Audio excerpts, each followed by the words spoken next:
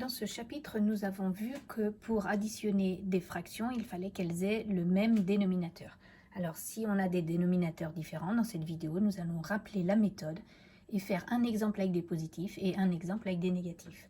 Donc, la méthode, c'est qu'il faut réduire chacune des deux fractions pour les mettre au même dénominateur. Et ainsi, on se ramène à des BIM plus des BIM. Ensuite, on additionne les numérateurs en gardant bien le dénominateur commun qui sera des BIM.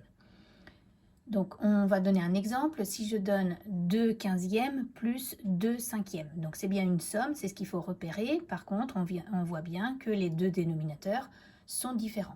Donc, on va utiliser la propriété fondamentale, vue en cinquième, pour les mettre au même dénominateur. Donc, si on observe bien, on a le dénominateur 15 et ici le dénominateur 5. C'est très facile de mettre la deuxième fraction sur le dénominateur 15. On remarque qu'il faut multiplier le dénominateur par 3, mais comme on ne change pas une fraction, si on fait la même chose au dénominateur et au numérateur, il va falloir multiplier le numérateur par 3. Donc ici, j'ai simplement transformé pour obtenir les mêmes dénominateurs. Donc les dénominateurs, maintenant, ils sont identiques. Ce sont des quinzièmes plus des quinzièmes. On est sûr d'obtenir à la fin des quinzièmes. Je vais ajouter les numérateurs, donc 2 plus 6. Ça va me donner 2 plus 6 quinzièmes et donc 8 quinzièmes. Et donc voilà le résultat de cette somme de deux fractions qui n'avaient pas le même dénominateur. On pense bien, si on est autorisé, à prendre sa calculatrice et à refaire le calcul pour vérifier que le résultat est bon.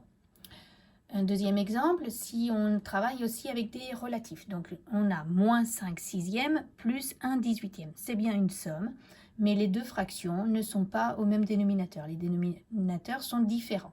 Donc on va observer, le dénominateur est 6, le dénominateur est 18. On peut facilement transformer la première fraction pour obtenir une fraction de dénominateur 18. Donc 6 fois 3, ça me donne bien 18. Donc, si je multiplie le dénominateur par 3, je dois multiplier le numérateur par 3. Ainsi, cette fraction est complètement égale à celle-ci. J'obtiens donc finalement que moins 5 sixièmes, c'est comme moins 15 18e. Maintenant, à ce stade-là, j'ai des 18e plus des 18e. Je vais pouvoir additionner les numérateurs. Je vais obtenir moins 15 plus 1, donc moins 15 plus 1. Maintenant, on fait attention, on travaille avec des relatifs. Moins 15 plus 1, ça ne fait pas moins 16, ça fait moins 14. Donc, moins 14 18e, c'est le résultat de la somme de ces deux fractions. Maintenant, on va essayer d'aller le plus loin possible. Quand on a moins 14 18e, on peut peut-être encore simplifier pour obtenir ce qu'on appelle la fraction irréductible, la fraction la plus simple possible.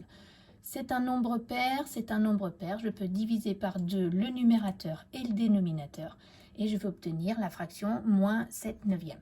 On contrôle bien avec la calculatrice et on vérifie bien que c'est ce qu'elle nous donne, moins 7 neuvième. Donc voilà pour la somme de deux fractions de dénominateurs différents.